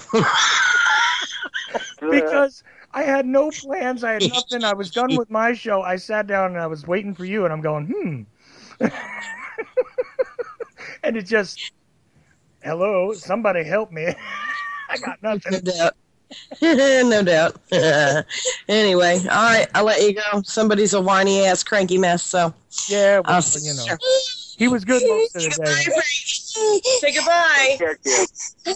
Say goodbye to the people. Say goodbye. Bye, Frank. Bye, Well, he's bye, Frankie. Well, there's Dylan. Hey, Dylan. All right, he's Hi, a mess, so I'll see you later. All right, I'll see you in a few. All right, bye. Bye. Yeah, bye. Oh my goodness. Had to let Frankie get in some words. Had to let him get in some words on this show. Anyway. Oh, wait. You calling back in? Stop! Yeah, that's the fun part of my day. All right. Usually you only vaguely hear that on the microphone while I'm on the show in the other room. But there you go. So, all right. Anyway, Dylan, is there anything you wanted to say? Because I'm about to join Ian back in, and I have no idea where the conversation will go. No, just you're doing another show, right? Because Oh, yeah, definitely. I'm going to get to that, right at the end here. But I was, Okay. and Jules, the invitation is still open. I'll drop everybody else off the line and talk to you if you want. But I don't know if you have internet connection, and hopefully you're okay with the way this is going. So, Ian is back into the mix. And listen, I'm going to sign off and hand it back and go back here to listen on the speakers. And Chuck, love you, brother. Listen, I wish you all love the best of you. luck. Absolutely, and I love you. You're still my friend, regardless of whether we're under the same brand name or not. Always welcome, man. Stay in touch with me no matter what. Don't assume that because I'm not originating from UCY that I'm not still on your side, okay? And Vince, I want to say thank you for introducing me to DL Crumpton, man. That was awesome of you. Thank you. See, that's what Vince does. He introduces people to people, and he has absolutely stuck with his whole, the mob connecting voices and all that. I love it. I love it. And Right on. And you have changed the face of what other people hear in a lot of different ways, man. And thank That you means for a lot. appearing on my and thank you for appearing on my show the last time with Stephen Brooks. I really enjoyed having you guys on. Right on, Ian. All right. Hey, I'll end my last words here with Chuck at UCY.tv is I see, we all see, UCY. Big love, y'all. Big love back at you, Vince, man. So, Ian, Yes. what's going on? Oh man, just enjoying your show, your last show with you, man, on this network. Well, I've been waiting all day. I've been waiting all day, man. I on and off and turning on UCY just to see if there's any sign of Chuck, just any like prequel commercials or something they might put on for you. No, I even had my mother call me like 10 minutes to 6 before your show even aired. just to make sure you didn't miss it. Yeah, well. Yeah. And that's the thing. I didn't do any big advertising for it. Usually I do a lot of big advertising. I didn't want to make it a huge deal. This is just kind of like for those that happen to be here and are regular listeners, just to let you know that what's going on is what's going on. It's not like a big hate-filled problem, and it's not like I just didn't show up and dead air came on, and it's not like I'm being kicked off. Nothing like that. It's just, things are going to change because they need to change, and that's that. And there's various reasons. but absolutely, I'm always going to be grateful to the friends I made, like Vince, like the first friend I made on this network, which was Jim Funky, who's no longer with the network, but he used to do a show called Boiler Room Radio on here, and I had a lot of very long heart-to-heart conversations with that man off the air. Wouldn't have maintained my sanity without him. Somebody else I met through this network. You guys were around if you've been listening since, more than a year ago, the run up to and the birth of my son, the interesting things that have ensued since then. And I'm just grateful for those who have taken a listen to what I'm trying to do, whether you liked it or not, and have shared this part of my life with me, because that's what you've done vicariously. And I appreciate every last one of you, whether you hate me or not. That's the way that goes. So that's what I'm making sure I say on my way out. That's the good old fashioned thing that real hosts say to their to their people that listen to them. What you hear on radio is what you see in person. Heck, I've been saying that since before when I was originally on a member of the coalition. When I was a member of the coalition, I was saying that when I was doing rant videos on the Alex Jones Facebook page. Hey, I'm not an actor. I'm not a cartoon. And there you go. And that's another thing is that, that whole coalition concept, that was another thing I didn't remember to credit to Vince when he was on. The fact that there is a loose coalition of independent broadcasters who are together, who are not necessarily of the same mindset, but believe in doing anything outside of the mainstream with a passion. That whole thing came together, and I was one of the first members of that coalition as well. That would have never happened. All those interactions, guys like Lee Peer, Dennis Ford, James Impending, although I think we're a little bit at odds with each other at the moment, but that can always be remedied. Give me a call, brother. Oh, yeah. All those guys over there, and I know I'm forgetting people. Austin Thomas, Brandon Council, Renegade Smith, who Renegade. I need that song today, Renegade. Look it up. But Renegade Smith, a musician in his own right. The fact that I got Payday Monsanto to get on here, wouldn't have been able to get that done without Dennis Ford. Would have never met Dennis Ford without Vince Easley. A lot of my guests, a lot of the very cool sort of niche guests that I've been able to get came through Vince Easley in one way or another. You guys got tortured with my history class because of him. That's true too. The very first other broadcaster on this network to ever treat me like a human being was JJ Inc., Mr. James Freeland, Against the Wall. All right, which his show will air immediately after this one. And if you don't bother to come back to UCY, then you're losing out. Even if I'm not here, because you need to hear JJ, you need to hear JJ Inc., Against the Wall. Like I said, Brandon Tuberville is excellent. There's a kid over here who I absolutely endorse and love. His name is Chris Jackson Rojas. Okay, Rebellion Radio, love him. Regardless of whether he agrees with me fully or not, love what he's doing. It's all about this. I even appreciate the fact that, a guy like Souvenir on Saturday mornings, absolutely excellent, intellectually solid stuff. I've been a guest on his show. He's been a guest on my show.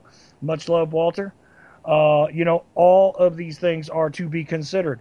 The guys at Anti-Media, that go 5 nights a week over here, that somehow yanked me into one of their shows one night accidentally. Love you guys. SM Gibson, Nick Burnaby. All good stuff over here, man. It's just not where I'm going to be. That's all. Hey, man, the more things change, the more they actually stay the same, because as long as the message stays the same, the generations that carry it make it stronger. Exactly. And one more time, I say this again, would have never started without Jules giving me the opportunity and actually personally walking me through a couple of things, because it's difficult to teach a blind man how to do stuff. I would not even remotely have the ability to do what it is I'm setting out to do now without her help. So I don't leave with any bad feelings. If there's bad feelings for me as I leave, that's on you guys out there. Just want you to know that. So that's that. And there you go. So, Dylan, I haven't let you say much, brother, but anything else you want to add on in? Sadly, I haven't been in my history class in a couple months. Oh, no, dude, I am not doing your history class as I walk out the door here. I mean, come on. I don't have the strength. The Ochelli effect meets history. Dylan's history. Some people say that I spend way too much time on historical, factoids and the wrong stuff and everything else. Wow. You know, That's my actually class is a different brand of the wrong stuff. yeah, well, that's true. When we're talking about, what was it, Godzilla or aliens knocking down the Twin Towers? Aliens. Boof. Aliens. I'm sorry. I can't keep track, man. You kids these days, stay away from the movies and get back in your books. Or at least. Oh wait, it's ebook. Oh, is it ebooks now? I can't remember. Well, you know what? Change. That's not my opinion. Or at the very least, I advise that you change your weed dealer because, he is spraying it with the wrong stuff. Look, I'm no prude when it comes to it, but, please, consider another dealer. All right. So, that's all I'm asking. I don't think that's too much to ask. It's actually very appropriate to ask. You are very fair, Mr. Ochelli. I don't Professor Ochelli. I don't share the opinions of my history class. I just feel the need to keep saying that because I think people do think I share that opinion. Nah, it's okay, Dylan. Look, they know you would not be spending your time talking to me if you did, because what would be the why would you spend time talking to me and getting yelled at? Yeah, I would be getting yelled at a lot. You just be like, no, Obama wants to kill black people. That is still my favorite, by the way. Obama wants to kill black people. Out of all of them, that's your favorite? That's my favorite. That is because it's the most, it's the most warped thing. It's like George Bush doesn't care about white people. Well, duh. But Barack Obama wants to be involved in the black-focused genocide. That is just priceless masterpiece style, baby. I could not smoke enough of anything to come up with that on my own. So that is the pièce de résistance. That's all there is. Not even the aliens controlling people's minds. No, aliens controlling people's minds. You could get that from a movie. You could get that from a lot of different places. The Body Snatchers 2.0. Yeah, right. No problem. I can deal with that. Cartoons do that kind of thing, man. That's okay. But Barack Obama wanting and absolutely spoiling for the genocide of black people, that is amazing. And then they said they wanted to vote. And then they said they wanted to vote for him again. That's like James Brown after he's already gotten the jacket laid on him and the lights go down. You ain't going any further than that. But look, it can only be followed up by them saying they would vote for him again. Well, but that's part of the perfection. Come on, stop! This is getting crazy now. No, that's part of the perfection. See, you missed that show, Ian. That's part of the perfection. Is even though they believe this, they want to support his run for 2016, which there is. You see, the multiple levels of how high would I have to be to come up with this are just. It's amazing. That's the thing is when I You'd gotta have sit to get there. your high, like Cat Williams would say. And I love Cat Williams. You know what? Oh, Cat Williams is a funny dude, man. All right. I'm gonna reveal something to you. There is a possibility that he may be a guest on one of my upcoming shows. I want to hear that. I know you do. You do. But I actually have gotten in contact with him, and he's not sure what to make of me yet. So, I'm still not sure what to make of you. But I know you, Chuck, and I don't know what to make with you. but either he's being nice or he's really considering it, and I'm gonna take him at his word. And if he does, I'm gonna have a hell of a good time with that. Oh yeah. Just like I'm begging Jack Blood if he gets Lemmy Kilmeister on his show to please let me pop in for 10 minutes, please. I'm posting a couple Cat Williams comedy strips on your wall now. As soon as we're done. Oh, cool. Do it up. I'm posting them right on your wall. Do it up. I'll have to go and approve them because I had to slow people down. They were getting me crazy. Oh, yeah, okay. You know, like Yeah. I don't need the the people were trying to post porn to me and everything. It's all kind That's stupid. of, you know. But yeah, I mean on your personal page, your friend page to me. Yeah, but that's what they were doing. They were putting it there too. Oh man. Yeah, and I was like, oh, I got to restrict what people can put on my timeline now. Oh man, that's stupid. Yeah, so unless you're in a select group, which I can't remember who the hell's in it, but unless you're in a select group, you don't get to post to my timeline anymore because it was like porno, dude. What the hell? Oh man. Yeah, you know. Yeah, that's pretty much just what I retarded. did. I won't post anything to my wall unless it's I have to go in and manually approve it. Right, but you do have a picture on Facebook now, which is good. So Yeah, people kept yelling at me to put one on there. oh. But anyway, guys, so Wow, it's we almost over. it is almost over. Oh man, the good time on here is almost gone. But so in the last couple of minutes, the show name will remain the same.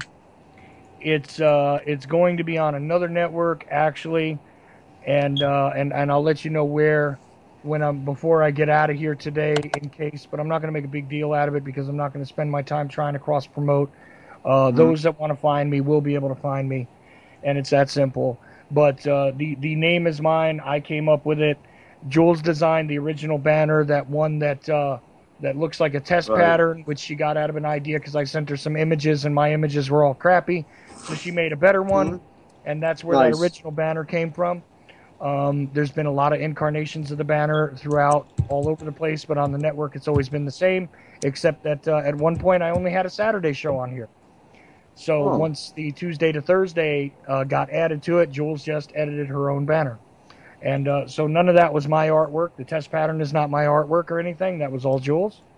But the name of the show is mine. It is my desire, and even that long-ass, rambling, crazy bio that used to be up on the ucy.tv/TOE page was even my nonsense. So this is and this has all come from essentially my mind and the connections that have been made.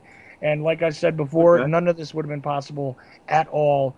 A good 50% of the material on this show probably would not have appeared or had not appeared as it did without Vince Easley.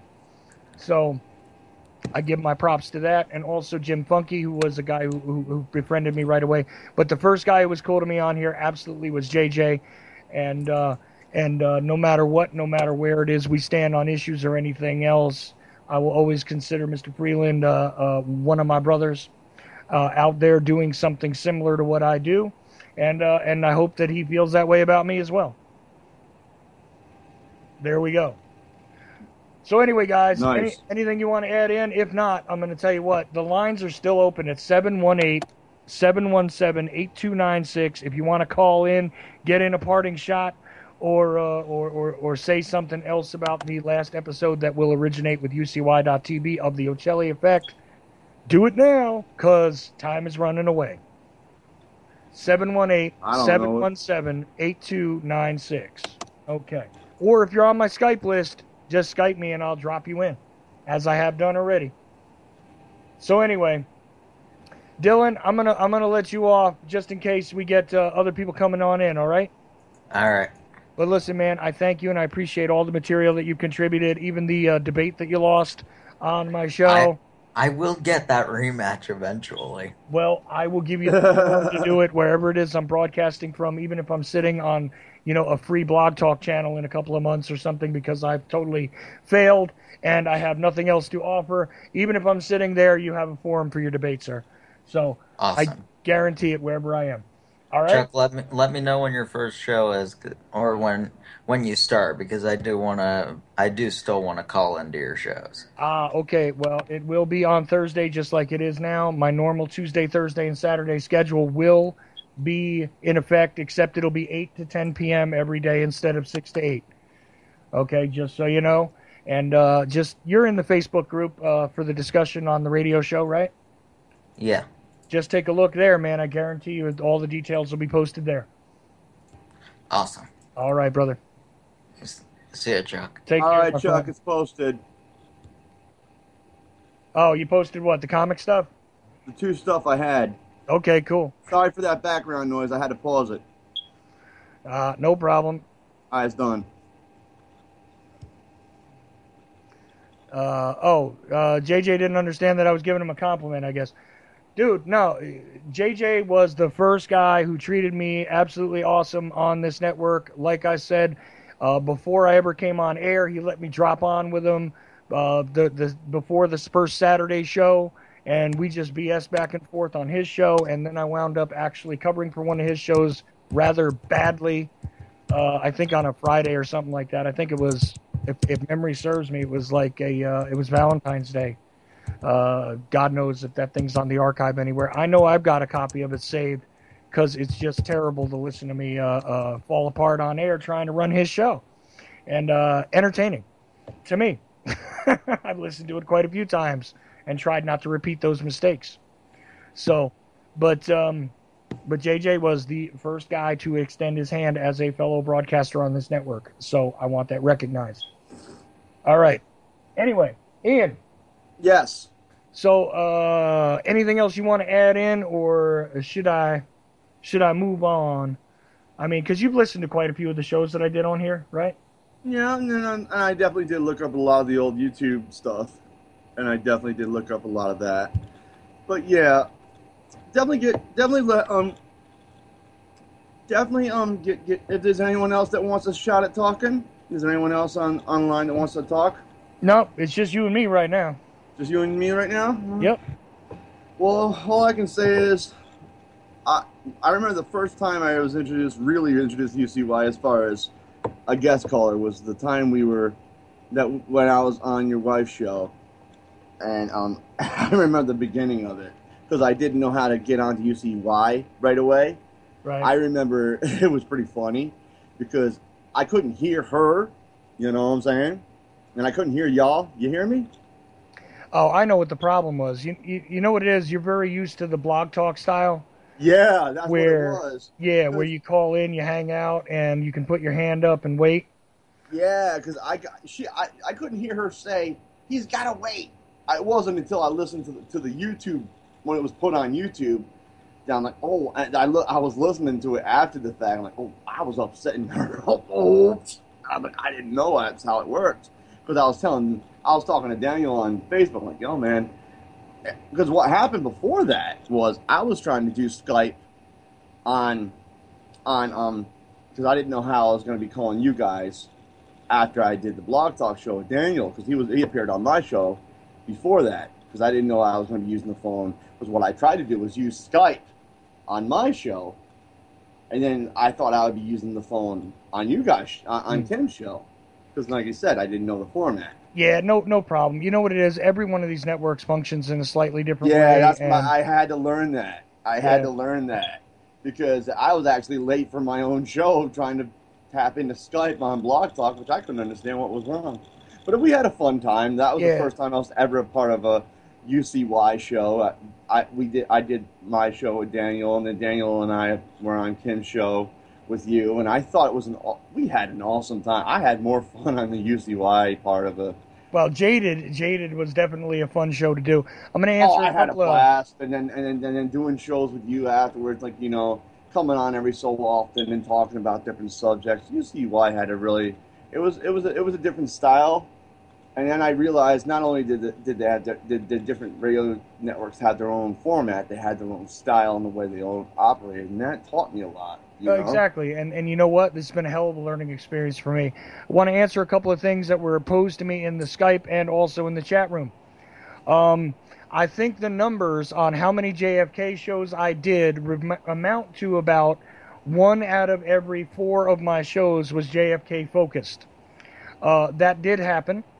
And I think I have about 200 shows altogether, not necessarily all of them archived with UCY, but about 200 shows altogether with this network. And I think exactly 50 or so were JFK-related shows. I have to check that because I did it a little while ago. But that's about right on that. I am working on a book. That's another question. Yes. The first book I'm working on, though, is not a JFK book. I'm trying to work something else out first, and we'll see. That might not even be offered for publication. The first thing I offer for publication will probably be a book on the JFK case, but I have to get my files back, which are all being stored in New Jersey, because I have to cover the old material first and go back over my audio archives, which I have an extensive grouping of them. So that's what I got to do. And let's see, I got another caller. And caller, you are on the air. Yeah, how much you guys got there for a bucket of fried chicken down there? I'm trying to look for me a bit on some fried chicken. Fried chicken. Yeah, y'all got some fried chicken down there? How much y'all talking for that fried chicken? You're on a radio show. You're on the air, actually. Oh, this prime time? No. Oh, man. Damn, I was going to call prime time. My bad. This is the Ochelli effect, dude. Hey, Chuck, it's Daniel, man. I'm just messing with you. Oh, here we go. Hey, man. I just knew it. Hey, man, I just want to let you know, man, Godspeed, dude, Godspeed. You know, I think there's great things in store for you, and I so look forward to hearing more from you and seeing where your horizons are, man. You are one of the most professional and informative radio show hosts I've ever had the pleasure of working with, and I send nothing but love to you. Nothing but love to you, Chuck. Man, thank you, brother. I do appreciate you, and what can I say? I love that though. I love that with the chicken. I knew that was him. I just wanted to show that I was eclectic in my voices. Yes. But yeah, man, I'm glad things are expanding for you. You deserve it. You don't give yourself enough credit. I'm proud of you, and I'm glad. I'm glad to have met you. I thank Vince for that, and I see huge things for you. And I wanted to give you a call on your last show here on this particular network, and see you around. Absolutely, man. Absolutely, and we will be talking. That's for sure. Yeah, I'm sure our paths are intertwined. Well, I'm going before you get pulled. I'm going to go ahead and let you go. I just wanted to give you a shout out, man. Love you, brother. And love you, brother. All right, man. Have a good one. You too. Oh boy. I knew that was him. Yeah, well. I knew that was him. That's okay. That was you know. great. That was perfect. Listen, it's funny. It confused me for a second. I know it. That was literally me being confused. It happens once in a while. You know, not long ago I had a lady call in on the show who wasn't aware of what she called at all. She just hit a button on her husband's phone. And I find that priceless.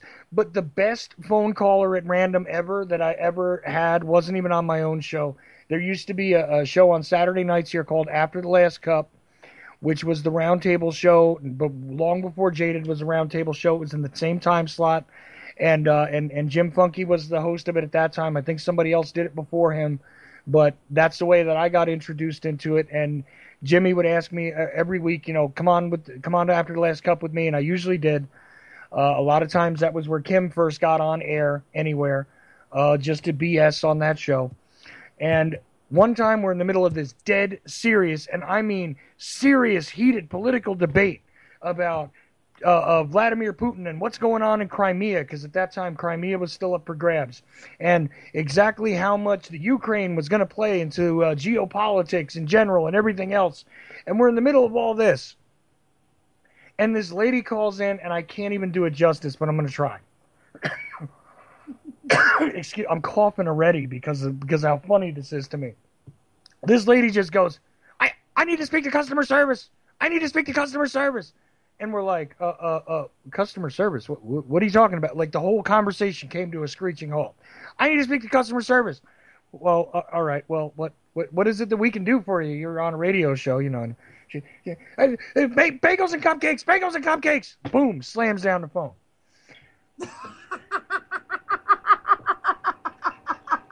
Oh, goodness. And we just went, okay then. And Jimmy, who was the host of the show, said, Jules, I think that phone call was for you. Customer service. And anyway, I just thought it was hysterical, man.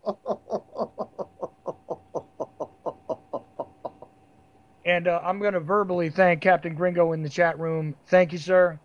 And always have appreciated your input as well, whether whether you always agreed with me or not. Also, but thank you, sir. I do appreciate your fond wishes, and and I wish nobody any sort of ill will over here or anything as I go to wherever it is I'm going to do. What do we got? We got less than 4 minutes left, according to my clock, which is usually wrong. But I got less than 4 minutes left, Ian. So I'm gonna let you off the line. All right. And I'm just gonna finish this out my way. But I appreciate you calling in, being part of this, and you and I are gonna have some work to do together in the future. Thank you. So you have a radio network coming up, which is under the moniker AIM, right? Advanced Ideal Media. Advanced Ideal Media, which is an interesting moniker. And take a look for it out there. You will hear from them if you listen to my show wherever else it goes. You'll hear from me in again. But if not, check them out when, Mae Brussel replays are driving you crazy in the middle of the night on UCY. So, there you go. Ian, thank you, brother, and we will be talking soon. Thank you, man. All right, take care. Peace. So these last couple of minutes, unless somebody else really wants to jump in these last couple of minutes, 718-717-8296. I'll let anybody on who wants to come on. I'm not watching the numbers. I'm not holding anybody back. If you want to call up and call me a douche for leaving or whatever else, here's your last chance. Okay. So I light the last cigarette I'm going to have as a UCY exclusively originating from host and tell you this. That, again, I am excessively, extremely, and eternally grateful to Jules, to the listeners, to the people that, even though they seem to be in opposition to me, taught me a great deal. I have been educated in a lot of different ways since I've been here, and definitely had myself humbled by some of the people who have decided to input themselves into my shows. You are more than appreciated. Hey, Hecty, if you want to jump on real quick, man, do it. Okay? I see you. Jump on. Anyway, and also call me off the air sometime or signal me off the air you want to talk, brother. We can talk off the air, too. I don't have to always do it on a show. Okay? So anyway, back to it. I do appreciate all of you, and at the very, very end here, I'm going to say that if you really do want to find me, I will be at AmericanFreedomRadio.com. Could not turn away the opportunity to work with Danny Romero over there. AmericanFreedomRadio.com, and you'll find that the Ochelli Effect will continue on in almost the same format it did here, except it'll be 8 to 10 p.m., which is not a time slot which is conducive for me to be simulcast over to UCY right now. But Jules will always have that option no matter where I go. Even if I'm on a pay-for-play network, I will make sure that Jules can carry me without any charge or difficulties or whatever else, because much love to Jules and this network for giving me the opportunity to do what I've done. Hecty! Hey, What's going on? Not much. I just wanted to contact for you and your show and all. And I wish you well, man. Well, I thank you, man, and you're another guy who's been around a lot, and you and I spent more time talking off the air than on, but you and I did shows together a couple of times over some pretty rough topics even. Yeah. Let's just say, finally got my little Skype problem dealt with. At least it doesn't eat my BIOS and my servers anymore. Oh, well. Hey, and you don't sound like you're underwater today, brother. No. I had things set up for whenever I was getting things done. I was chatting with the other hackers earlier, but that's another subject. But I do wish everyone well and all. Well, you know what? Absolutely. And, look, man, I've always appreciated you. Stay in touch with me, and who knows what kind of damage you and I might be able to do in the future. And always had a good time with you on After the Last Cup, because I was just talking about that show and the way that used to go. You were on there a lot, and, much love for you.